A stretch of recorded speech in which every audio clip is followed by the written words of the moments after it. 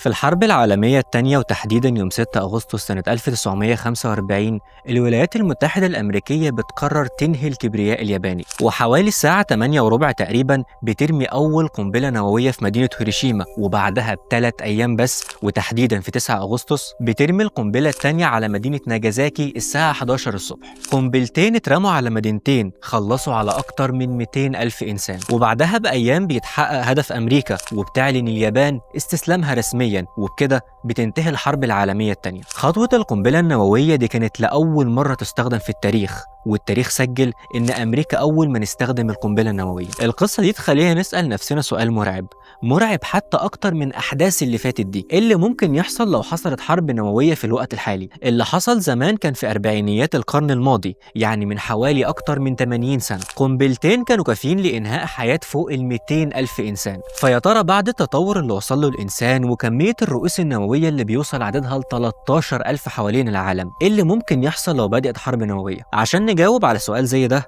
محتاجين نحكي الموضوع من البداية خالص. بس قبل ما نبدأ اشترك في القناة واعمل لايك للفيديو عشان يوصلك كل جديد أول بأول. أنا أحمد عطية ودي حلقة جديدة من برنامج فضول.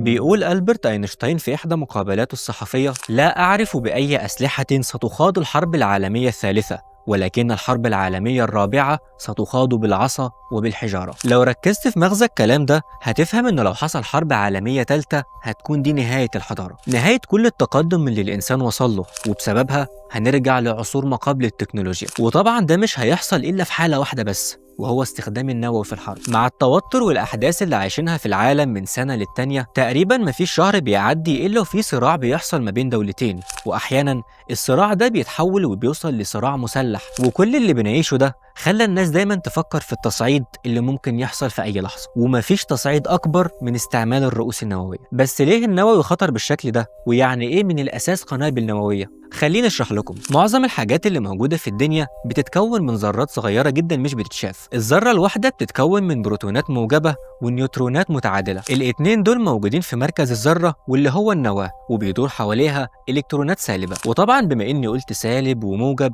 فده شيء بيعمل تعادل كهربائي، وعشان كده البروتونات دايما تساوي الالكترونات، وده بيخلي الذره متعادله في كل وقت. بس خليني اقول لك ان لو اتغير عدد البروتونات بيتم انتاج عنصر جديد، ولو اتغير عدد النيوترونات بيتم انتاج نظير لنفس العنصر، كانه بيخرج من قلبه جزء منه، والجزء ده مع الوقت بيكبر وبيبقى زيه. بس سيبك من الكلام المعقد ده وتعال احكي لك قصه. في ثلاثينيات القرن الماضي كان في عالم فيزيائي ايطالي اسمه انريكو فيرمي، وده كان من ابرز الباحثين في فيزياء النواه. انريكو كان مركز في ابحاثه على قذف العناصر بالنيوترونات. طب اشمعنى النيوترونات بالتحديد؟ لانها جسيمات غير مشحونه تقدر تدخل النواه بسهوله من غير ما يقابلها اي قوه كهربائيه. وبدا يعمل ابحاثه في جامعه روما وقذف عناصر مختلفة بالنيوترونات. القذف ده زود عدد النيوترونات أكتر، ولو تفتكر إحنا قلنا من شوية إن عدد النيوترونات لما بيزيد بينتج نظير لنفس العنصر، فلما عمل كده تكونت نظائر جديدة وعناصر مشعة. طبعا الاكتشاف ده كان هو البداية لكل حاجة، وعشان كده أبحاثه منحته جائزة نوبل في الفيزياء سنة 1938. بس إيطاليا في الوقت ده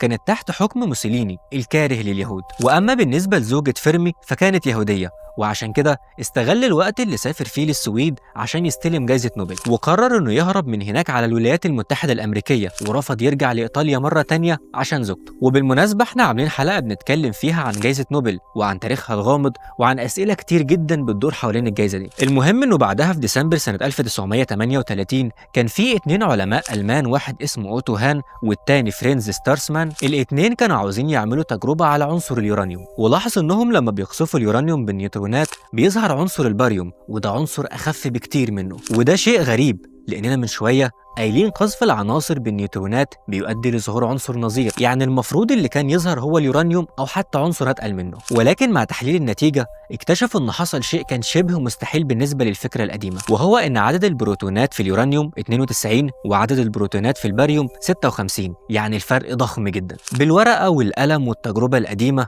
المفروض نحصل على عنصر قريب من 92 مش 56. انتوا متخيلين الفرق المرعب اللي بنتكلم عنه؟ وبعدها بفترة العالمة الفيزيائية النمساوية ليز مايتنر وابن أختها أوتو روبرت فسروا اللي حصل ده بأن نواة اليورانيوم لما قذفت بالنيوترونات حصل لها ما يسمى بالانشطار النووي. والفكرة على الرغم من أنها بسيطة للوهلة الأولى ولكنها كانت خطيرة جدا. لما ذرة اليورانيوم تنشطر بتطلق نيوترونات جديدة، النيوترونات دي بتضرب نواة تانية فبتحصل انشطارات تانية، وهكذا بيفضل يحصل تفاعل متسلسل بينتج عنه طاقة هائلة بتؤدي إلى المفاعل النووي أو القنبلة النووية. وبكده البشرية بقت على موعد اكتشاف جديد جدا، قوة هائلة ممكن تدمر العالم. عشان كده بعد اكتشاف الانشطار العلماء خافوا إن ألمانيا تطور التفاعل ده وتنتج منه قنبلة نووية. وعشان كده برضو أينشتاين أقنع العالم الفيزيائي زيلارد إنهم يبعتوا رسالة للرئيس الأمريكي فرانكلين روزفلت ويحذروه إن ألمانيا ممكن تطور قنابل جديدة باستخدام اليورانيوم. روزفلت لما وصلته الرسالة قعد مع نفسه وتخيل في جزء من الثانية ايه اللي ممكن يحصل لو ألمانيا بقى معاها قنبلة نووية. توابع حاجة زي دي هتبقى كارثية، وده اللي خلاه بعد كده يصدر أمره ببدء البرنامج النووي الأمريكي. وفي 2 ديسمبر سنة 1942 بقيادة العالم فيرمي وتحديدا في جامعة شيكاغو اتعمل أول مفاعل نووي، وكان عبارة عن قطع يورانيوم وكتل من الجرافيت. والمفاعل ده حققوا منه أول تفاعل نووي متسلسل متحكم فيه على مر التاريخ. وبكده التجارب كلها أثبتت نجاحها، وما كانش فاضل غير المشروع إنه يتحط في قنبلة. وفي سنة 1942 بدأت الولايات المتحدة برنامج سري ضخم جدا اسمه مشروع مانهاتن. الجنرال جروفنز كان هو المسؤول الإداري، وأما المسؤول العلمي فكان العالم أوبنهايمر. وبنوا مدينة كاملة عشان يعزلوا فيها اليورانيوم، ومدن تانية عشان ينتجوا البلوتونيوم، ومعمل مخصوص عشان يصمموا القنبلة نفسها. مشروع ضخم جدا اشتغل فيه أكتر من 130 ألف شخص. وبدأ يتسرب أخبار إن أمريكا هتستخدم القنبلة النووية فيما بعد للتخلص من اليابان. بس خلينا أقول لكم إن بعد سقوط النازية واستسلام ألمانيا العلماء لقوا إنهم في أزمة. فكرة صنع القنبلة أساسا كان خوفهم من هتلر وألمانيا، بس خلاص ما بقاش في نازية من تاني، فليه نكمل في صنع قنبلة زي دي ممكن تدمر العالم؟ السؤال اللي فات ده عمل صراع أخلاقي كبير جدا بين العلماء، لدرجة إن مجموعة كبيرة منهم في شيكاغو ومن ضمنهم العالم الكبير جيمس فرانك كتبوا تقرير بيطالبوا فيه إن أمريكا ما تضربش اليابان وتكتفي بعرض تجريبي للقنبلة في صحراء فاضية عشان اليابان تخاف وتستسلم من غير ما يقتلوا أي ناس بريئة. فالحكومة الأمريكية وافقت على نص الكلام ده، وفي 16 يونيو 1945 عملت أول اختبار نووي في التاريخ. والاختبار ده حصل في صحراء نيو مكسيكو واستخدموا أول قنبلة نووية. وفي لحظة الانفجار اتفاجئوا كلهم، لأن الانفجار كان أقوى بكتير من التوقعات، لدرجة إن أوبنهايمر قال جملته الشهيرة: الآن أصبحت أنا الموت مدمر العوالم. طبعا العلماء الطيبين افتكروا ان امريكا اكتفت باللي عملته، وجمعوا عريضة كبيرة اسمها عريضة زيلر على اسم العالم اللي جمع توقيعات من كل زمايله عشان يطالبوا الحكومة انها ما تضربش اليابان بالقنبلة. بس للأسف العريضة دي اترمت في الدرج، لأن القادة العسكريين كانوا عاوزين ينهوا الحرب بأسرع ما يمكن، وكانوا عاوزين يوروا العالم القوة الجديدة اللي بقت تحت إيديهم، وعشان كده الموضوع ما وصلش أصلا الرئيس. وبما إنك مكمل معانا لحد هنا فده معناه إن المحتوى عجبك. اشترك في القناة واعمل لايك للفيديو، لأن ده أكبر دعم بتقدمه وأكتر حاجة بتساعدنا نطور المحتوى أكتر. المهم إنه للأسف الحكومة الأمريكية نفذت اللي في دماغها وضربت هيروشيما وناجازاكي، وكانوا كمان بيجهزوا قنبلة ثالثة، ولكن اليابانيين استسلموا بعد قنبلة ناجازاكي ب6 أيام بس. والعالم أوبنهايمر اللي كان يعتبر أبو القنبلة الذرية فجأة تحول لمعارض ورافض تماما لفكرة استخدامها، وده خلى الحكومة تتهمه بالخيانة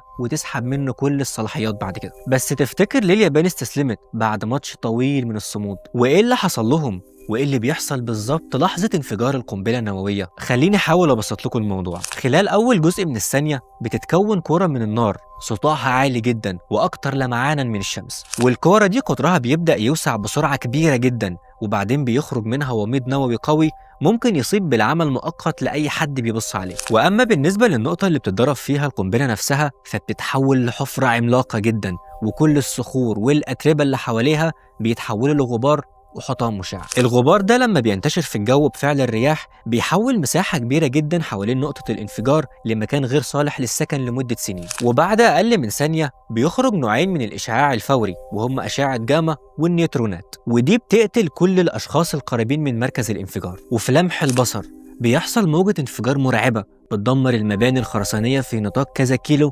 وبتدمر المباني الخشبية في نطاق أوسع، وأي إنسان في حدود أكتر من كيلو بيتبخر. وبعد ثواني من الانفجار بتبدأ تتوزع الطاقة اللي خارجة من القنبلة، وبيكون نسبة الإشعاع الحراري منها حوالي 35%، وده كفيل يولع المباني كلها. بعدها بيتكون كورة من اللهب، والكورة دي مع مرور ثواني بتكبر جدا، وبعد ثواني من الانفجار كورة اللهب دي بيبقى قطرها كبير وكامل وبتنور لدرجة إنها بتكون أقوى من نور الشمس حتى لو أنت بعيد عنها مسافة 50 ميل. وحتى لو لجأت للملاجئ وحتى لو قررت تستخبى، بعد دقايق النار اللي نتجت من الانفجار ممكن تندمج مع الوقود اللي موجود في المباني المنهارة ويكونوا عاصفة نارية عملاقة. العاصفة دي بتستهلك الأكسجين تماما وبترفع درجة الحرارة وممكن تخنق الأشخاص اللي موجودين جوه الملاجئ. وبعد دقايق بيحصل إعصار من الرياح سرعته بتوصل لمئات الكيلومترات في الساعة. الرياح دي كفيلة إنها تشيل معاها شظايا من الإزاز وتوقع أعمدة المرافق الخشبية كلها. وبعد كده بيظهر ما يعرف بسحابة الفطر النووي، ودي سحابة بتتكون على شكل نبات الفطر وارتفاعها بيوصل ل 10 أو 15 كيلومتر. وهنا الغبار المشع بيبدأ يقع على الأرض، والغبار ده بيحتوي على مواد مشعة وبقايا الانشطار النووي اللي حصل أثناء انفجار القنبلة. كل اللي احنا قلناه بيحصل في ثواني ودقايق مباشرة بعد الانفجار، أما على مدار ساعات وأيام وأسابيع بعد الانفجار بتحصل كوارث تانية كتير، أهمها وأخطرها آثار الإشعاع. أخطر وقت للتعرض للإشعاع عموما هو أول 48 ساعة بعد الانفجار، والناس اللي بتتعرض لجرعات عالية بيموتوا بسبب تسمم إشعاعي حاد. أما على المدى البعيد فالناس اللي بتنجو من الموت المباشر بيجي لها تساقط في الشعر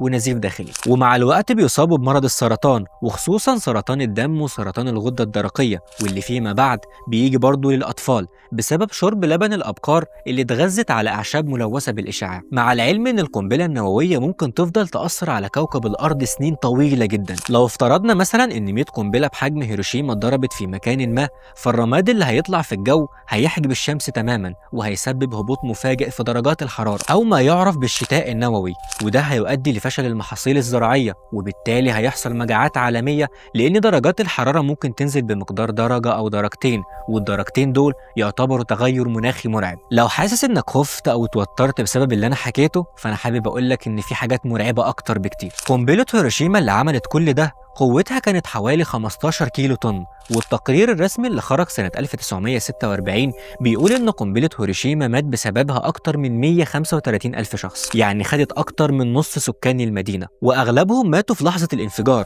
وأما بالنسبة لقنبلة ناجازاكي فمات بسببها حوالي 64 ألف شخص، وطبعا الإحصائية دي بعد الانفجار بسنة واحدة. يعني قنبلة بمقدار 15 كيلو طن وقنبلة تانية بقدرة 20 كيلو طن بعد سنة بس من الانفجار كانوا سبب في موت أكتر من 200 ألف بني آدم. يعني مجموع القنبلتين على بعض حوالي 35 كيلو طن. تخيل بقى واحنا بنتكلم دلوقتي ان في قنبله هيدروجينيه روسيه اسمها القيصر، القنبله دي قوتها 50 ميجا طن، يعني اقوى من قنبله هيروشيما بحوالي 3300 مره. انتوا متخيلين الرقم؟ متخيلين القنبله دي لو انضربت في اي مكان مأهول بالسكان زي هيروشيما وناجازاكي ايه اللي ممكن يحصل؟ الارقام دي كفيله ترد على السؤال اللي بيقول ايه اللي هيحصل لو بدأت حرب نوويه بين الدول. الاجابه ببساطه الخراب ثم الدمار ثم النهاية. لغة الأرقام في الموضوع ده لغة مرعبة، ولما تيجي تعمل مقارنات ما بين القنبلة النووية اللي اتضربت في الأربعينيات والقنابل النووية ومدى قوتها وتأثيرها في العصر الحالي، دماغك مش هتستوعب. فكرة نجاة البشر في حالة الحرب النووية